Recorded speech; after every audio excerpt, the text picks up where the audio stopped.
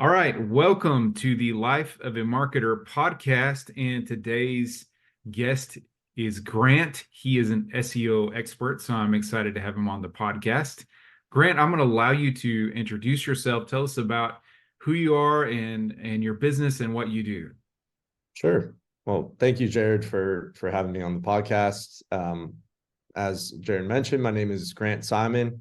I'm actually based in London, England. So I've been there about 3.5 years at this point, but I'm originally from Chicago, Illinois. And I am the owner of an SEO agency called Kenmore Digital. So I've had over 9, 10 years of experience in the industry. Started out with a bunch of different drop shipping companies when I was in college. Jared and I were talking about it before, how he's in the DFW area and I was down at TCU in Fort Worth. But started a bunch of different drop shipping companies, and that's how on Shopify, and that's sort of how I really fell in love with SEO and realized it's probably something I could help other companies out with, and fell into I would say I sort of fell into the B2B world almost by accident, just through a friend of a friend. But yeah, here I am. All right, so from what I understand in our conversation beforehand, you do B2B SEO. Yep, All right, awesome. exactly. So we're gonna have questions about that later, but first I want to dive into our typical questions. So tell me, what Grant, is the best thing about being in the marketing industry?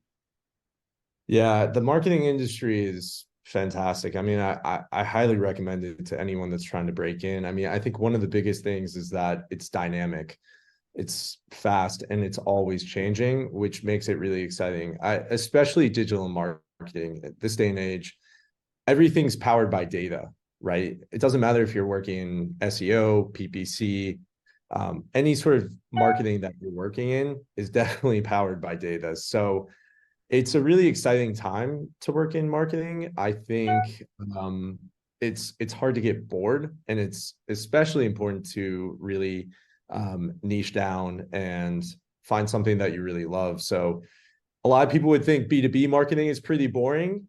A lot more, everyone would say sort of B2C is sort of a lot more fun, and I totally understand that. But I guess I'm a big B2B guy because I've sort of made it fun. I guess made a lot of great connections in the marketing world, marketing industry. And to be honest, I would say the last thing is it's allowed me to travel the world. It's something that you can do remotely. And Jared and I were sort of talking about it before, how we both have a love of travel and we've lived in different countries, and it's opened my mind and eyes to having different experiences and to be able to travel and live a lifestyle that I want to live in different countries. So I'm forever grateful for finding marketing. Yeah, me too. I mean, being able to travel and work remotely is you can't underestimate how valuable that is to be able to just like we were just talking about. Oh, my sorry, my light fell. And why do these notifications keep Good. popping up? What's wrong here? They're supposed to be Busy man, silent. Jared. Ah! All right, going back to what I was saying. So being able to travel, is such a blessing. I'm going to be going with my wife to Buenos Aires for uh, about 5 or 6 weeks. And you can't do that if you have to go into your desk job all the Yeah, time. right. But most of us marketers can work from home, and most companies would rather your marketers work from home. So yeah, I definitely identify with that. So jumping in a little bit more, what sort of advice do you offer to those that are in the marketing industry right now? Yeah, I would say one of the biggest things, and I think I played a bunch of different sports growing up. And so I played basketball, I played baseball, I played sort of everything. And even today, I still do Brazilian Jiu-Jitsu and Muay Thai. I've done it for a long time. But I think a lot of those lessons I sort of apply to my life and my career now. And I think one of the biggest things is keep learning new skills. So there's constantly things coming out. I mean, GA4 was one of the big things that came out this year. And there's quite a steep learning curve compared to UA, Universal Analytics. And just being able to keep sharpening those skills, keep understanding. Google Tag Manager was a new thing I learned last year as well. So every year I try to learn sort of one thing and sort of piece it together. As I mentioned, data is really a big thing in the marketing world. So anything that will help me understand or power my experience with data is something that I'll do. So learning new skills is definitely at the forefront there. And I think staying humble, like staying humble in what you know and what you don't know. I tell clients all the time, there's certain things like, hey, I don't know this necessarily, but let me get back to you.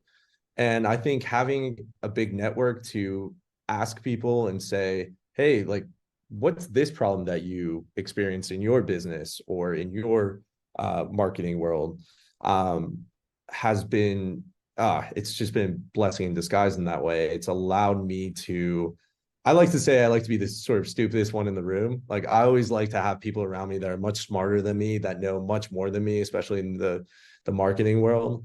And just being able to pick their brains has really just, you know, made my marketing game even better. And I would say the final thing is don't be afraid to try new things. So AI has really come up, you know, Chat GPT has really powered a lot of different things. Actually, I'm in the process of building out an SEO tool to use with my clients with a friend of mine, and we're using ChatGPT and Python to sort of do that. So that's, you know, this is it may work, but it may not work at the same time. So trying new things and adapting to the environment. SEO has changed dramatically in the decade that I've been involved with it. And it's going to change even more dramatically. It's not going to look like anything it does today in the next 10 years. So I would say that's a big one. Adapting and not being afraid to fail and try new things is key to success in marketing. Awesome. Thanks for sharing that. I appreciate that. So a lot of our audience are going to be in B2B marketing or doing B2B marketing. Yeah. So can you explain just what's kind of the difference between doing SEO for B2B type businesses and B2C or just your regular, like a, you know, if it's a mom and pop shop, you know, Yeah, sure. what's the difference there? Yeah, definitely. That's a great question, Jared. So I think for a lot of B2C businesses, so if you take your mom and pop shop, it's probably going to be more local SEO. Local SEO, you're talking about Google GMB. You're focusing more on business directories. You're focusing more on, okay, maybe this is more of a regional play, where the companies that I work with are larger tech companies and it's more of a national exposure and maybe even international exposure. That's a completely different SEO game and sort of game plan that you want to put in place than you would for B2C. So I would say B2B, as I sort of mentioned earlier, it's not the sexiest. It is not the most exciting sort of SEO that you can get into.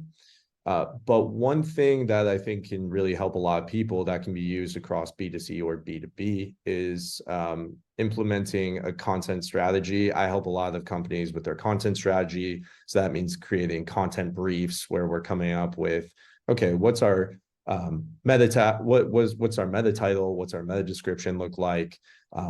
What's our inbound links looking like? What's our outbound links looking like? What's our H tags? Different things of those nature. And really understanding, okay, what keywords are we trying to go after? I think I would say for B2C, there's a lot more opportunity with short tail keywords. Short tail keywords are 3 or less keywords generally big topic keywords. Where I would say in B2B, most of your magic is going to come from more long tail, 10 or less search volume, really low search volume keywords where you can stack those in an article, and then all of a sudden you're going to have 400, 500 search volume for a specific article. So I think a lot of people focus on these big topic keywords, especially in B2C, and that makes a lot of sense. But in B2B, you really have to think about going after long tail keywords, and that's a critical component, and I would say a key differentiator between the two. There's a bunch of other differentiators, but in terms of my experience, what I've seen in terms of what works, that's something that I would highly recommend for any B2B marketer to go after. So have you ever heard of a business called Content Mavericks? Content Mavericks. Sounds familiar, but jog my memory. Well, you definitely need to check out Content Mavericks. They have a for me for B2B, it's basically a blog, but they have what's called the ski slope strategy, and they use lots of case studies and create this circle of case studies as far as content, and it's unbelievable. And initially, the guy he would run some Facebook traffic to it, but for those of you who are interested in B2B um, SEO and B2B content, Content Mavericks is you really should check them out because they have Definitely. amazing stuff. Even for PPC, for pay-per-click marketing, uh, their strategy works as well. It's interesting. They have this complex content strategy that I think combines really well with SEO as well. So Awesome. so what about so what and what are some industries that you've worked in for B2B? Yeah, definitely. So I've worked with a whole range of B2B companies. We're talking about industries like telecommunications, cybersecurity. One of the big ones I'm working in now is actually AI, working with a few two different companies in the AI sector, manufacturing, and then healthcare. So sort of your traditional sort of B2B companies. And I think primarily the audience, or the reason why some company would come to me, is really having to do with content marketing. As you know, with a podcast, content marketing is huge, and there's a lot of different things you can do on your website. But yeah, I would say content marketing is probably why 90% of my clients come to me. I would say the other 10% is I definitely help clients out with their website, especially any UI, any sort of, a lot of my clients have mega navs, like just these massive navigations, and trying to figure out, okay, is this, what makes sense? Should this page be under, is this a product category page? Is this a solution page? And trying to figure that out, that's where they would hire someone like me to help them navigate those issues.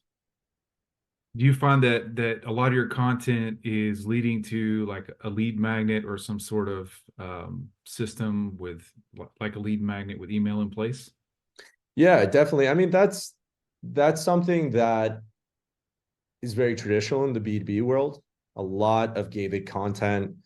Um, if I'm going to be frank with you, I actually don't like that solution. I'm not a big fan of the gated content. It makes sense, right? Like, if you're going to drive traffic to a page, you need to get an email, or you need to get the name, email, phone number. You need to find a way to contact them, and that's the best way to do it. But I always think of, okay, well, is someone actually going to read that ebook? Someone actually going to look at this white paper? What content are we actually putting out there? So I would rather create a lead magnet that actually makes sense, and that's something more condensed, and that adds a lot of value.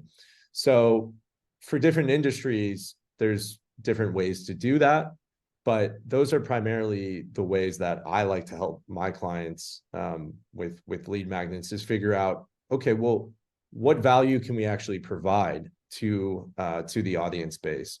Not something that, oh, it's just an ebook and that someone created, and we're just going to put it out there because it's content. No, is it driving value? And that's what I'm always thinking of when I'm working with my clients.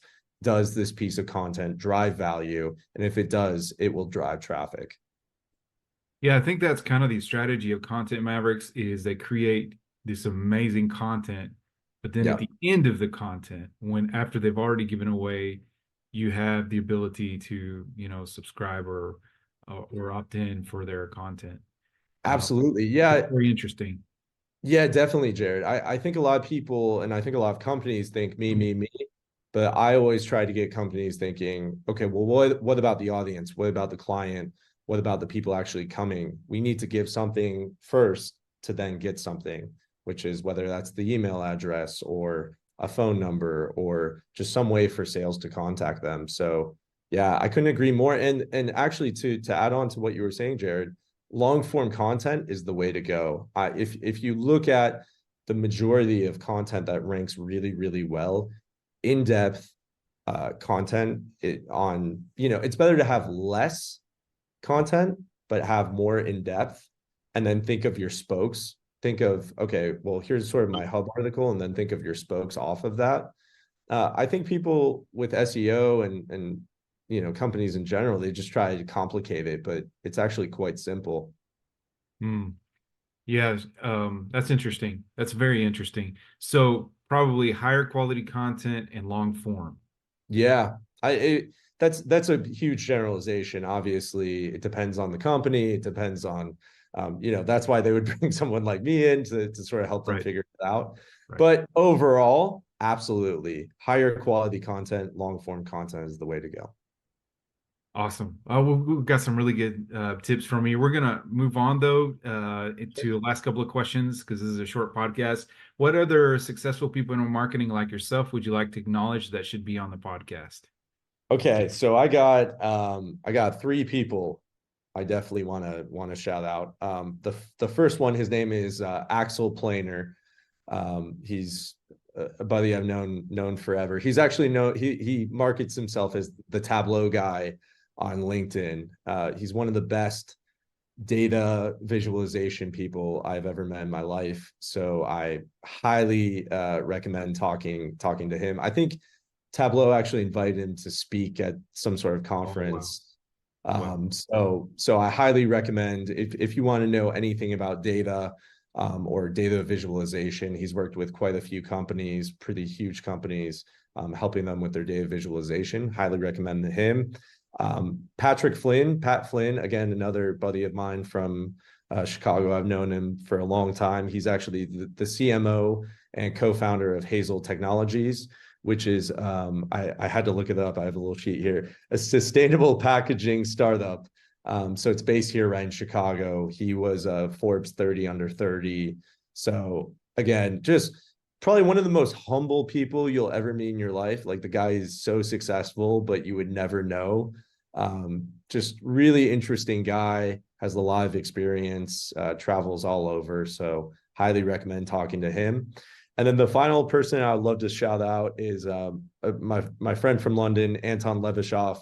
He's actually the friend that is helping me build out that SEO tool on Python and ChatGPT.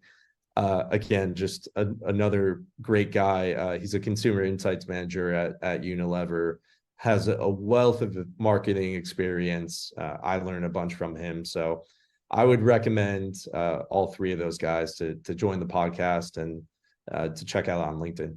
Well, thanks for sharing. And please tell us, what is your tool supposed to do?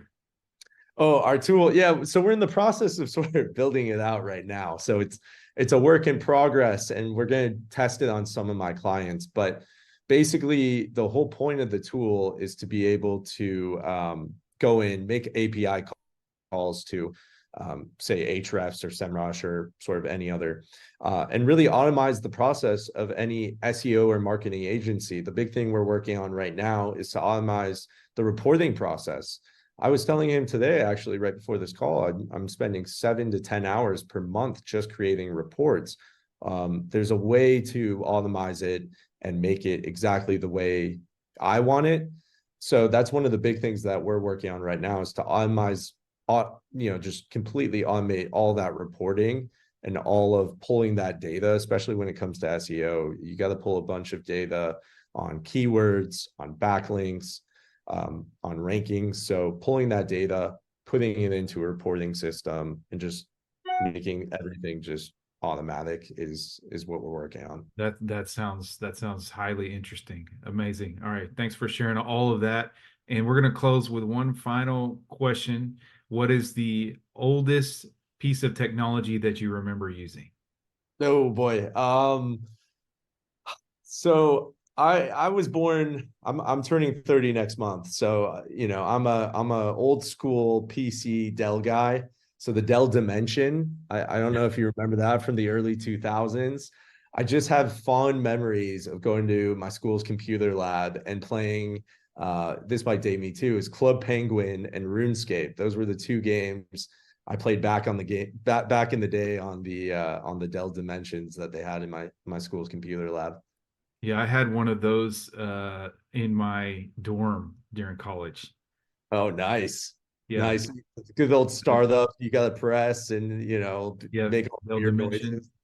Yeah, I had one of those. I had one of those actually, one of those towers. Nice. Those were, those were in the day, there were good machines. Oh, Uh, yeah. but, but now I'm with Apple, so no more That's, Windows. I am too. I have to say, I am as well. I am as well. Yeah.